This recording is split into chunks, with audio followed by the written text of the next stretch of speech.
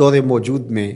دو طرح کی افکار ہیں جو دیکھنے کو ملتی ہیں۔ ایک مخصوص طبقہ ہے جس نے چند عبادات کے مجموعے کو دین قرار دے دیا، باقی معاملات زندگی، کاروبار، طرز معاشرت، لوگوں کے ساتھ رویے، وہ ان کی ترجیح ہی نہیں ہے، وہ اس کو اپنا ایک نجی معاملہ سمجھتے ہیں۔ جس طرح کہ وہ ایک علاقے کے اندر منشیات بھی بیچ رہے ہوتے ہیں اور نماز کے وقت ایک طرف گٹھڑی رکھ کر کے نماز شروع کر دیتے ہیں، تو ان کو اگر کہا جائے کہ صاحب یہ کیا، تو وہ کہتے ہیں کہ یہ ہمارا دین اور یہ ہمارا کاروبار ہے۔ تو انہوں نے دین کو الگ کر دیا اور کاروبار کو الگ کر دیا۔ تو ایک طبقہ وہ ہے، ایک فکر وہ ہے کہ جو مخصوص طرز زندگی کو، مخصوص وضع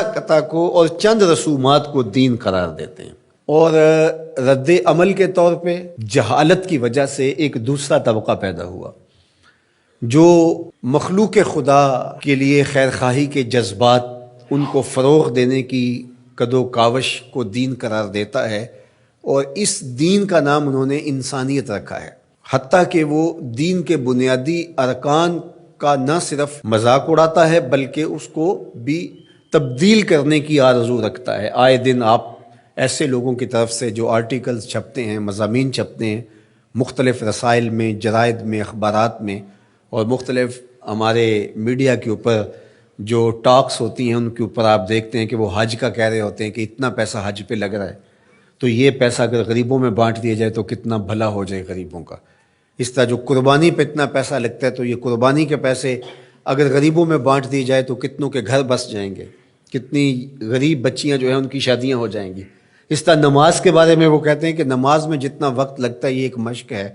تو یہی وقت انسانی خدمت کے لیے صرف کیا جائے تو یہ کتنا اچھا ہو۔ تو حتیٰ کہ وہ ایک نیا انسانیت کے نام سے دین لے آئے، اور اس میں وہ ان عبادات کو اور دین کی ان چیزوں کو انہوں نے خارج کر دیا، اور دوسری جانب کچھ لوگوں نے چند عبادات کو دین سمجھ لیا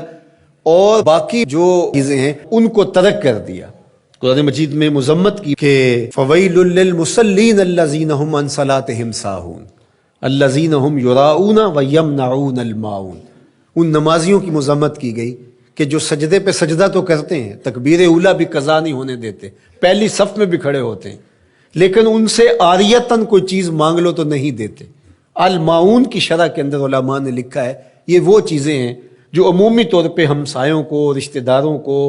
اور ملنے والوں کو عاریتاً یا ہبتاً دے دی جاتی ہیں۔ جس طرح آج کے دور کے اندر کسی کو وائپر دے دیں، پانی والا پائپ دے دیں، اسی طرح اور جو چھوٹی چھوٹی چیزیں عمومی طور پہ ہم عاریتاً کسی کو فراہم کر دیتے ہیں، اور یہ ایک اچھے انسانی معاشرے کا حسن ہوتا ہے۔ لیکن ان لوگوں کی مذمت کرتے ہوئے کہا گیا کہ ان کا رویہ دیکھیے، ان کا طرز زندگی دیکھیے کہ یہ جو عاریتاً چیزیں عمومی طور پہ لوگوں کو ہم دے دیتے ہیں جس سے کوئی فرق بھی نہیں پڑتا،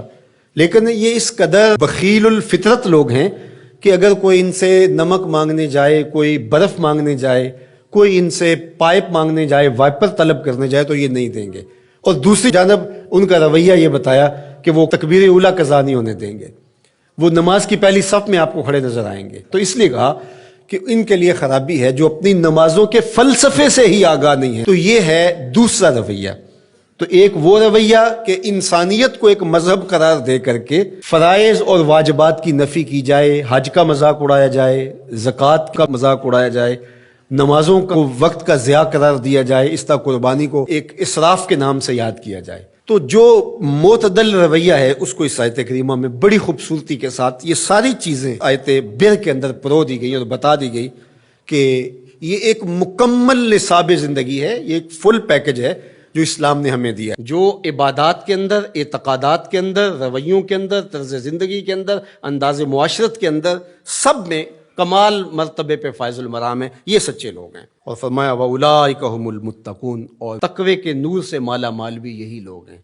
جن کے اعتقادات بھی خوبصورت، جن کے اعمال بھی خوبصورت، جن کے رویے بھی خوبصورت، اور جن کا طرز زندگی بھی خوبصورت۔